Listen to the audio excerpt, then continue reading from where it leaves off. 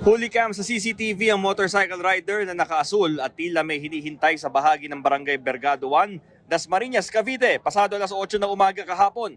Maya-maya makikita may sinusundan na siya. Sa isa pang anggulo ng CCTV, makikita na ang rider na nagpark sa isang bahagi ng kalsada. Bumaba siya at may hinabol. Natumba ang lalaking hinabol at tumakas naman ang rider. Kita nagkakagulo na ang mga tao sa paligid. Binaril na pala noon ng rider ang isang barangay tanod sa Bergado 1. Dead on the spot ang biktima na bibili lang sana ng agahan ng mga oras na iyon ayon sa barangay captain. Patay rin ang isang nagtitinda na nadamay lang sa pamamaril. Sa bilang namin ay nasa 7 yung basyo na nandoon at saka merong isang islag ng yung tingga na nandun sa parang bandang taas na. Medyo malayo, siguro mga 2 to 3 meters ang layo. Ayun nga po, base na rin sa ating mga pagtatanong sa mga nakakita, meron po isa na damay dahil nga po ang ating tanod ay bibili ng ulam.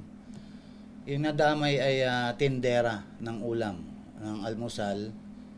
At nung pinagbabaril yung tanod, parang siguro nadaplisan yung victim dahil ang sabi nga sunod-sunod daw ang putok at tumama dun sa tindera.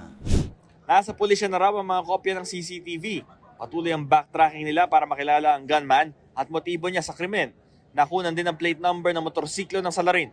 Tumanggi muna magbigay ng pahayag ang Dasmariñas Cavite Police habang patuloy ang investigasyon.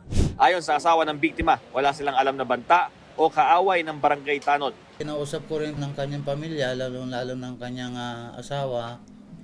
Wala naman pong naikukwento na merong nakaaway. Wala rin siyang pagbabanta na natatanggap.